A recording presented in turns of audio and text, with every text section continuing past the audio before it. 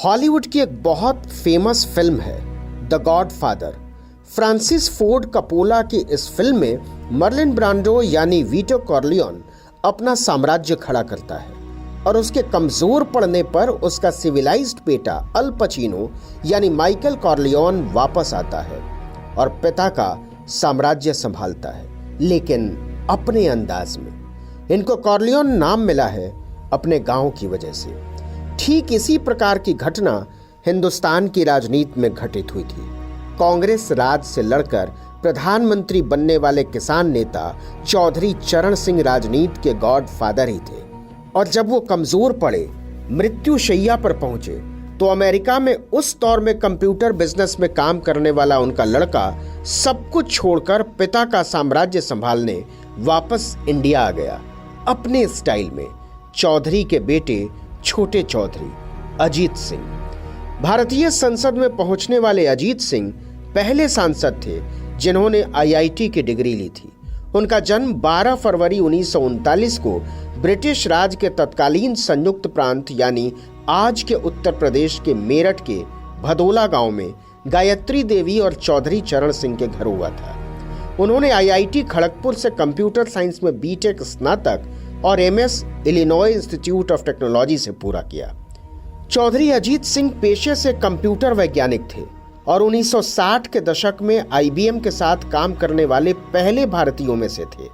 उनका जीवन एक आधुनिक पढ़े लिखे नौकरी पेशा भारतीय युवक की तरह ही गुजर रहा था। इसी क्रम में 1967 में उनका विवाह राधिका सिंह से हुआ था। इस जोड़े ने एक बेटे और 2 बेटियों को जन्म दिया। उनके बेटे जयंत चौधरी राजनीति में सक्रिय हैं और उत्तर प्रदेश के मथुरा निर्वाचन क्षेत्र से 15वीं लोकसभा के सदस्य थे। वर्तमान में वह राष्ट्रीय लोक दल के अध्यक्ष हैं। अजीत सिंह के पिता पश्चिमी उत्तर प्रदेश से थे। यहाँ पर सत्ता का आमतौर पर गर्मा गर्म मुकाबला होता है। यहाँ पर पूर्वी उत्तर प्रदेश या बिहार की तरह बिल्कुल जमींदारी का सिस्टम नहीं है, बल्कि यहाँ पर गांवों को लगभग समान ताकत के गुटों में बांट दिया जाता है और उनके प्रतिनिधि बन जाते हैं समुदायों के आधार पर। चौधरी चरण सिंह ने इस क्षेत्र में जमींदारी को लगभग खत्म कर दिया था और लोगों को एक पहचान दी थी, किसान की। चरण सिंह पहली बार 1937 में बागपत में प्रांतीय चुनावों के लिए खड़े हुए थे। फिर 1960 के मध्य में प्रांतीय राजनीति छोड़ने के बाद उन्होंने 1977, 1980 और 1984 में बागपत संसदीय सीट जीती। इस बीच वो प्रधानमंत्री पद तक पहुंचे थे। इस पूरे क्षेत्र के लिए यह गर्व का विषय था। साथ ही देश भर के किसानों के लिए भी ये एक अद्भुत वक्त था कि किसान राजनीति करने वाला व्यक्ति प्रधानमंत्री बना था, जुलाई 1979 से जनवरी 1980 तक। लेकिन इसके बाद उनकी तबीयत खराब रहने लगी थी। 2 साल बाद अब चौधरी चरण सिंह में वो ताकत नहीं बची थी कि लाखों लोगों की भीड़ को लेकर राजनीति करते। फिर उन्होंने अपने बेटे अजीत सिंह को अमेरिका से वापस बुलाया। अजीत सिंह आईबीएम में काम कर रहे थे उस वक्त। अजीत सिंह का राजनीतिक जीवन 1986 में शुरू हुआ, जब वो पहली बार राज्यसभा के लिए चुने गए। तब तक पिता की छांव थी उनके ऊपर, सब कुछ अच्छा था। लेकिन 1987 के मार्च आते आते चौधरी चरण सिंह बिस्तर पर पड़ गए, बिल्कुल उपन्यासों और फिल्मों की तरह। चौधरी के राजनीतिक साम्राज्य को लेकर कई उत्तराधिकारी पनपने लगे। इस बीच लोक दल का कार्यकारी प्रेसिडेंट कद्दावर नेता हेमवती नंदन बहुगुणा को बनाया गया था। वही बहुगुणा जिनको हराने के लिए 1984 में राजीव गांधी ने इलाहाबाद से अमिताभ बच्चन को मैदान में उतारा था। बहुगुणा का कद बहुत बड़ा था। धीरे धीरे पार्टी के अन्य नेता भी उनके साथ होने लगे। ये फैसला होने लगा कि अब बड़े चौधरी के बाद उनकी विरासत बहुगुणा ही संभालेंगे। उनके साथ चौधरी देवीलाल, मुलायम सिंह यादव, कर्पूरी ठाकुर जैसे तमाम नेता आ गए थे। लेकिन उन्होंने अजीत सिंह की राजनीतिक समझ को कम आंका था। अजीत सिंह ने लोक दल के विधायकों की मीटिंग बुलाई और यूपी विधानसभा में नेता प्रतिपक्ष के तौर पर मुलायम सिंह यादव को हटना पड़ा। उनकी जगह सत्यपाल सिंह यादव को नेता प्रतिपक्ष बनाया गया। यहां से मुलायम सिंह यादव और अजीत सिंह की राजनीतिक अदावत शुरू हुई, जो कई टर्न लेते हुए बाद में दोस्ती में बदल गई। राजनीति तो ऐसी ही होती है, इसमें कुछ भी फाइनल नहीं होता। राजनीतिज्ञों के जितना आशावादी तो शायद ही कोई प्राणी होता होगा। बहरहाल 29 मई 1987 को चौधरी चरण सिंह का निधन हो गया और इसी के साथ पार्टी टूट गई। लोक दल ए अजीत सिंह की, लोक दल बी बहुगुणा की। सारे बड़े नेता बहुगुणा के साथ चले गए, लेकिन रोमांचक तरीके से ज्यादातर विधायक अजीत सिंह के साथ ही रहे। ये वर्तमान और भविष्य में निवेश की तुलना थी। बड़े नेताओं ने भविष्य पर दांव लगाया और विधायकों ने वर्तमान पर। अजीत सिंह ने फिर अपनी राजनीति मजबूत करनी शुरू की। यहीं से जाट मुस्लिम एकता की शुरुआत हुई। 1987 में मेरठ सांप्रदायिक दंगों के बाद राजनीति में आने के ठीक 1 साल के बाद उन्होंने मेरठ से लखनऊ तक लगभग 600 किलोमीटर की दूरी तय करते हुए 1 महीने की सद्भावना यात्रा शुरू की। ये राजनीति में उनके लिए एक अग्नि परीक्षा थी। इसी के आधार पर लगभग 3 दशक तक अजीत सिंह ने अपनी राजनीति चलाई, 2013 के सहारनपुर दंगों तक। हिमवती नंदन बहुगुणा और मुलायम सिंह यादव ने पूर्व प्रधानमंत्री और यूपी के सबसे बड़े किसान नेता की विरासत को लगभग ले ही लिया था, लेकिन पश्चिमी यूपी के जाट, विशेष रूप से मेरठ, मुजफ्फरनगर और बागपत जैसे जिलों में जो हमेशा चरण सिंह के साथ खड़े थे, अजीत सिंह के पीछे खड़े हो गए और पार्टी की बागडोर एक यादव और एक ब्राह्मण के हाथों में न जाने देकर अपने बीच ही रखा। यही वजह है कि जाटों के चौधरी के अपने टैग कहें या सम्मान कहें, उससे निकलना असंभव हो गया। उधर राजीव गांधी ऐतिहासिक बहुमत के साथ केंद्र में प्रधानमंत्री थे, लेकिन अपने दोस्तों के साथ राज चला रहे थे और पुराने नेता उनके खिलाफ हो रहे थे। जबकि 1977 में देश में सरकार बना चुकी जनता पार्टी अब बिखर चुकी थी और उनके कद्दावर नेता उसे बनाए रखने की कोशिशें कर रहे थे। इसी क्रम में युवा तुर्क कहे जाने वाले चंद्रशेखर और कर्नाटक के मुख्यमंत्री रामकृष्ण हेगड़े में भी रार चल रही थी जनता पार्टी की विरासत को लेकर। ये वो वक्त था जब देश में ढेर सारे प्रधानमंत्री कैंडिडेट थे, उसमें से कई बने भी और कई बनते बनते रह गए। वीपी सिंह, चंद्रशेखर, नरसिम्हा राव, हेगड़े, मुलायम सिंह यादव, लालू यादव, अटल बिहारी वाजपेयी, चौधरी देवीलाल, तमाम लोग थे। भारत की राजनीति समावेशी हो रही थी। नेहरू की फ्रंट लाइन के बाद अब बैक बेंचर्स का जमाना आ गया था। तब तक राजस्थान में कुख्यात रूप कंवर सती कांड हो गया। 150 साल से बैन सती प्रथा पुनः जीवित हो उठी और एक बालिका को सती कर दिया गया। 20 साल की यह लड़की रूप कुंवर अपनी 8 महीने की शादी में डिप्रेसिव पति के साथ महज 20 दिन रही थी। हल्ला हुआ कि पति की मौत के बाद वो अपनी इच्छा से सती हुई, लेकिन ये बात पची नहीं। कई पत्रकारों ने पता लगाया तो कहानी मिली कि ढेर सारे लोग तलवारें लेकर वहां खड़े थे और ये लड़की खुद को बचाने की गुहार लगा रही थी। इस क्रूर घटना पर बहुत से लोगों ने नाराजगी जताई तो बहुत से लोगों ने समर्थन भी किया। समुदाय के दबाव में आकर जनता पार्टी के राजस्थान अध्यक्ष कल्याण सिंह कालवी को इस घटना का समर्थन करना पड़ा, जिससे पार्टी के अन्य नेता मधु दंडवते, बीजू पटनायक, जॉर्ज फर्नांडिस इत्यादि भड़क गए। लेकिन पार्टी के प्रेसिडेंट चंद्रशेखर ने कालवी को सहारा दिया। अब पार्टी में मांग तेज होने लगी कि चंद्रशेखर को अध्यक्ष पद से हटाया जाए। ऐसे समय में चंद्रशेखर की नजर अजीत सिंह पर गई।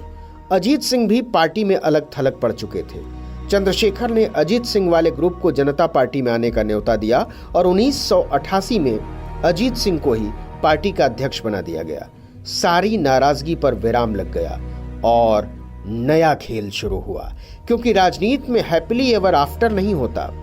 जब तक आप कंफर्टेबल होंगे, स्क्रिप्ट बदल जाती है। प्रचंड बहुमत वाली राजीव गांधी की सरकार शाहबानो, राम मंदिर के बाद बोफोर्स घोटाले को लेकर बुरी तरह फंस गई थी। कांग्रेस के ही बड़े नेता वीपी सिंह, जो कि खुद को पीएम कैंडिडेट समझते थे और बने भी, उन्होंने राजीव के खिलाफ मोर्चा खोल दिया था भ्रष्टाचार का।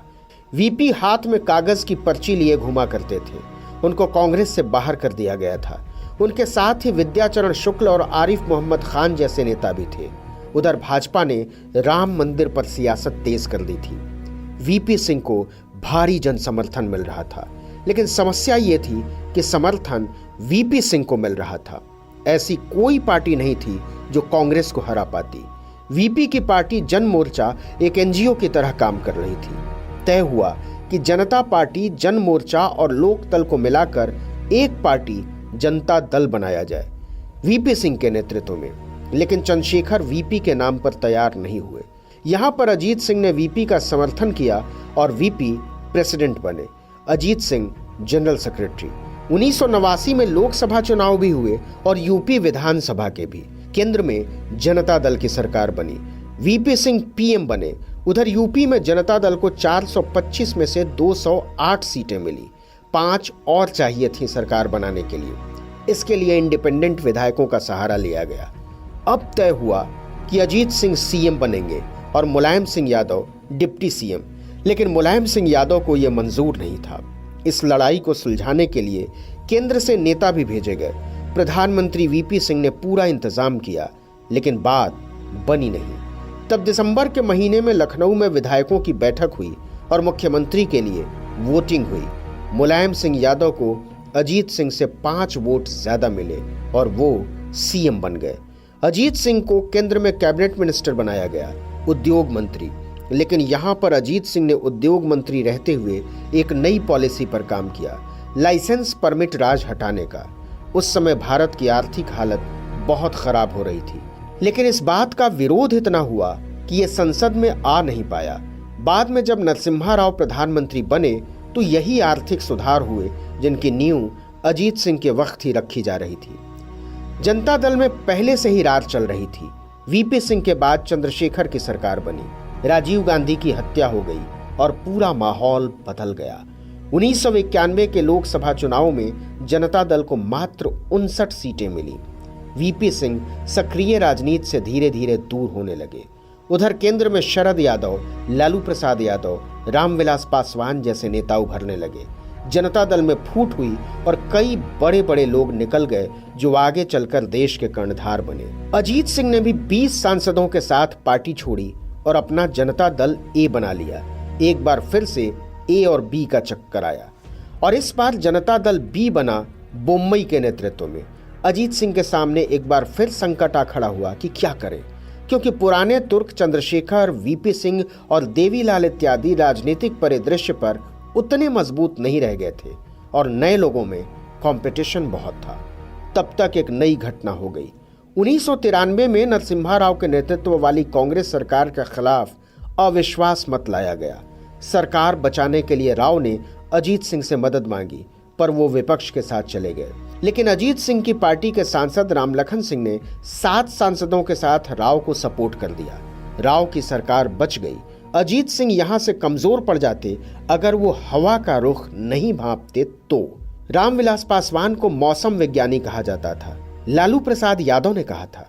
लेकिन अगर वो बिहार के विज्ञानी थे तो यूपी में अजीत सिंह मौसम विज्ञानी बने। लेकिन पासवान एक सफल मौसम विज्ञानी थे और अजीत सिंह ने हमेशा मौसम के मिजाज को उल्टा ही पहचाना। कंप्यूटर विज्ञानी राजनीति में भी बाइनरी सोचता रहा।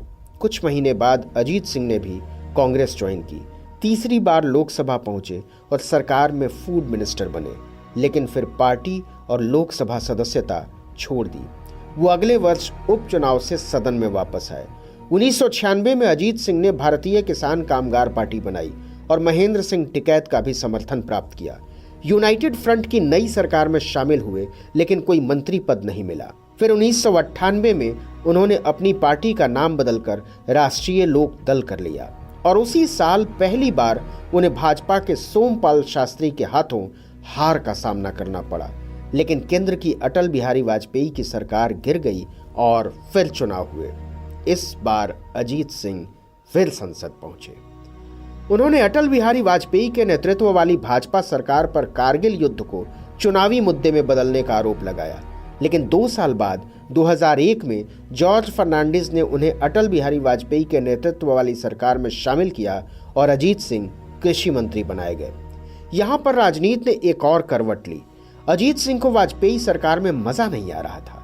चौधरी चरण सिंह की विरासत ने वेस्ट यूपी को मुंबई और चेन्नई जैसे महानगरों की तरह देश भर में चर्चित कर दिया था। चौधरी अजीत सिंह जी बहुत पढ़े लिखे थे, इंटेलेक्चुअल थे। दुनिया में वेनेजुएला में क्या हो रहा है, कोलंबिया में क्या हो रहा है, चाइना में क्या हो रहा है, इंडिया में गांव में क्या हो रहा है, सब पे वो बहुत उनको जानकारी थी। रोज़ 3 से 4 घंटा वो पढ़ते थे सुबह उठ के। बहुत डिसिप्लिन्ड उनकी लाइफ थी, अनुशासन का उनका जीवन था। लेकिन इस बारे में वो कैजुअल थे। डॉक्यूमेंटेशन में उनको लगता था वो अपने आप को इतना इम्पोर्टेंट, खुद के नज़र में अपने आप को उन्होंने इम्पोर्टेंस शायद कम दी। उन्होंने इतने काम किए, वो बताते नहीं थे लोगों को कि मैंने किए हैं काम। अजीत सिंह को यूपी ही ज्यादा भा रहा था। 2003 में अजीत सिंह ने केंद्र को छोड़ा और चंद्रशेखर के कहने पर मुलायम सिंह यादव को समर्थन दिया। समर्थकों को पता है, और हमसे ज्यादा समझौते करने और बदलने में आप देखो बड़ी पार्टियां हैं, उन पे आप कहिए ना बीजेपी क्यों समझौता करती है और बिगाड़ती। तो ये तो एक है ही कि समझौता तो पार्टीज करती हैं, अंडरस्टैंडिंग आपस में तालमेल बनाती हैं, और सोल्यूशन ओरिएंटेड पॉलिटिक्स तो कहती है कि हम लोग ये कोई युद्ध नहीं है, हम फ्लेक्सिबिलिटी रखें, दूसरे का सम्मान करें। अब दोनों में दोस्ती हो गई थी। मुलायम मुख्यमंत्री बन गए, लेकिन अजीत सिंह के राजनीति में प्रवेश के साथ ही उनके और मुलायम सिंह यादव के बीच ग्रामीण समुदाय का विभाजन भी हो गया था। दोनों ही खुद को चरण सिंह का राजनीतिक उत्तराधिकारी मानते थे, जबकि अजीत पश्चिमी यूपी तक ही सीमित हो गए। मुलायम को राज्य में बाकी ग्रामीण जगहों का समर्थन मिला। अजीत और मुलायम के बीच यह विभाजन पश्चिमी यूपी के संपन्न जाटों और राज्य के पूर्वी हिस्सों में गरीब किसानों के बीच का विभाजन भी था, और इसका न केवल यूपी में किसानों की लामबंदी, भूमि सुधार और ग्रामीण विकास पर नकारात्मक प्रभाव पड़ा, बल्कि तमाम किसान आंदोलनों में भी ये फूट देखने को मिली। 2004 के लोकसभा चुनावों में अजीत सिंह फिर सांसद बने। इस बार मुलायम से दूरी आ चुकी थी। एक बार फिर अमर सिंह के नाम पर। अजीत सिंह अमर सिंह से नाखुश थे। अमर सिंह से उनकी नाखुशी ने एक बड़े फैसले को अंजाम दिया। चौधरी साहब बड़े भावनात्मक आदमी थे, तो जब किसी पे विश्वास करते थे तो पूरा विश्वास करते थे, और जब किसी से नाराज होते थे तो एकदम उनकी नाराजगी भी जाहिर हो जाती। अब मॉडर्न जनरेशन ज़्यादा कॉन्शियस है। मैं सोचता हूँ कि मेरा व्यवहार क्या हो, मैं खुद बता रहा हूँ आपको, सोच समझ के मैं बोलने की कोशिश करता हूँ। एक नेचुरल एक व्यवहार था उनका, कोई मुखौटा नहीं था। उस कारण से आजकल के समय में रिश्ते लंबे समय चलाने में या तो डीप लेवल की अंडरस्टैंडिंग हो, अगर ऊपरी तौर पे ही कोई मिलेगा और उस तरह का व्यवहार होगा तो हो सकता है कुछ दरार आए, जो मैं उनके पर्सनैलिटी के बारे में आपको बट वो बहुत ही सच्चे और ईमानदार थे अपने रिश्तों को निभाने में। 2008 में केंद्र की यूपीए सरकार मुश्किल में पड़ गई थी। लेफ्ट फ्रंट ने न्यूक्लियर डील पर समर्थन वापस ले लिया था और अविश्वास मत लाया गया था। मुलायम सिंह यादव ने कांग्रेस को समर्थन दे दिया था। यूपीए के कद्दावर नेता जुगाड़ में लगे हुए थे। अजीत सिंह को खुश करने के लिए लखनऊ के अमौसी एयरपोर्ट का नाम बदलकर चौधरी चरण सिंह हवाई अड्डा कर दिया गया। लेकिन अजीत सिंह ने कहा कि जिस सरकार को अमर सिंह चला रहे हों उसे मैं समर्थन नहीं दूंगा। पर कांग्रेस की सरकार बच गई। 2009 के लोकसभा चुनाव में राष्ट्रीय लोकदल ने भाजपा के साथ गठबंधन किया और 5 सीटें जीती। इस बार अजीत सिंह के बेटे जयंत चौधरी भी संसद पहुंचे, लेकिन 2011 में अजीत सिंह ने यूपीए को समर्थन दिया और उनको मनमोहन सरकार में पहले रसायन और उर्वरक और बाद में नागरिक उड्डयन मंत्री बनाया गया। हवा तब तक बदल चुकी थी। इसको अजीत सिंह भांप नहीं पाए। देश में तब आरटीआई, मनरेगा और right to education, Nehru Gandhi जैसी तमाम हवाएं आकर जा चुकी थी और अब एक आंधी आ रही थी, नरेंद्र मोदी की। इस आंधी को रामविलास पासवान ने तो पहचाना, लेकिन अजीत सिंह नहीं पहचान पाए। 2013 में सहारनपुर में हिंदू मुस्लिम दंगा हुआ। अजीत सिंह को यकीन था कि 3 दशक पहले की तरह जाट मुस्लिम वोट उनके नाम पर एकत्र होगा, लेकिन ऐसा नहीं हुआ। भाजपा ने उन्हें जुड़ने का मौका दिया था, पर वो नहीं जुड़े। 2014 के लोकसभा चुनाव में अजीत सिंह की जिंदगी की सबसे बुरी हार हुई। कि प्रजातंत्र में हार जीत हमेशा होती है, कभी न कभी कुछ भी हो आप हारेंगे जरूर, कोई भी नेता रहा हो, बड़े से बड़ा भी। तो इसलिए ये डेमोक्रेसी का हिस्सा है। कुछ कई बार ऐसे इश्यूज आ जाते हैं, कुछ बार सरकार बरगला देती है लोगों को इस तरह के। 0 सीटें अजीत सिंह बागपत से और जयंत चौधरी मथुरा से हार गए। 2019 के लोकसभा चुनाव में अजीत सिंह ने अखिलेश यादव की सपा और मायावती की बसपा से गठबंधन किया। इसे महागठबंधन कहा गया, लेकिन इस बार भी बुरी हार हुई। अजीत सिंह ने इस चुनाव को अपना आखिरी चुनाव कहा था। इस बार वो मुजफ्फरनगर सीट से लड़े थे। नहीं, देखिए, फैसला मुश्किल और आसान का सवाल नहीं है। यहीं पे जो दंगा हुआ था 13 में, उसी की वजह से भाजपा सत्ता में आई थी। तो मुजफ्फरनगर का एक महत्व है और मेरा मानना ये है कि यहाँ जो भाईचारा बना है और जो आपने कैराना के चुनाव में देखा होगा, उसका मैसेज सारे देश में जाएगा। ये अपने आप में बेहद मजबूत फैसला था, क्योंकि 1971 में चौधरी चरण सिंह यहाँ से हारे थे और उसके बाद उनका कोई कैंडिडेट यहाँ से नहीं जीता था। अजीत सिंह भी भाजपा के संजीव बालियान से लगभग 4000 मतों से हार गए। हार का अंतर जरूर कम था, पर वो हार थी। जाट समुदाय में 2014 और 2019 के चुनाव में अजीत सिंह की हार को लेकर दुख तो था ही, उनके लिए ये बेहद मुश्किल फैसला था। एक तरफ भाजपा और राष्ट्रवाद की बयार थी और दूसरी तरफ चौधरी का नॉस्टैल्जिया। लेकिन कहना न होगा कि वेस्ट यूपी को भारत के किसी मशहूर कॉस्मोपॉलिटन सिटी की तरफ फेमस कराने वाले यही लोग थे, चौधरी चरण सिंह और अजीत सिंह। 2021 में जब अजीत सिंह का निधन हुआ तो शायद ही ऐसा कोई था जिसने उनकी हंसी की बात नहीं की।